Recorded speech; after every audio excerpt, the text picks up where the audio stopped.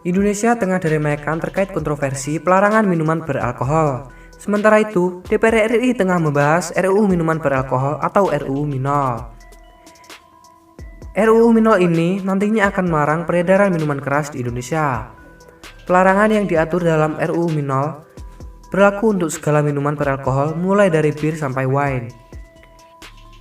Dikutip Berak News dari Mantra Sukabumi, bahwa dokumen perancangan undang-undang tentang larangan minuman beralkohol mendadak tersebar di media sosial. Dari dokumen tersebut, salah satu bab membahas secara khusus soal pelarangan. Intinya, proses produksi, mengedarkan sampai mengonsumsi akan dilarang, kecuali untuk yang diperbolehkan dalam UU ini. Pelarangan yang diatur berlaku untuk segala minuman beralkohol mulai dari bir sampai wine. Pasal 5. Setiap orang dilarang memproduksi minuman beralkohol golongan A, golongan B, golongan C, minuman beralkohol tradisional, dan minuman beralkohol campuran atau racikan sebagaimana dimaksud dalam pasal 4. Pasal 6. Setiap orang dilarang memasukkan, menyimpan, mengedarkan, dan menjual minuman beralkohol golongan A, golongan B, golongan C, minuman beralkohol tradisional, dan minuman beralkohol campuran atau racikan sebagaimana dimaksud dalam pasal 4 di wilayah Negara Kesatuan Republik Indonesia. Pasal 7. Setiap orang dilarang mengonsumsi minuman beralkohol golongan A, golongan B, golongan C, minuman beralkohol tradisional, dan minuman beralkohol campuran atau racikan sebagaimana dimaksud dalam pasal 4. Pasal 8 ayat 1. Larangan sebagaimana dimaksud dalam pasal 5, pasal 6, pasal 7 tidak berlaku untuk kepentingan terbatas.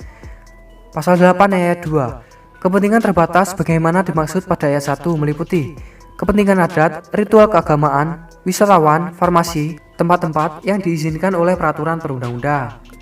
Pada bagian penjelasan dijelaskan bahwa tempat-tempat yang diizinkan oleh peraturan perundang-undang meliputi toko bebas bea, hotel bintang 5, restoran dengan tanda alam bencana, dan talam celaka, bar, pub, klub malam, dan toko khusus penjualan minuman beralkohol.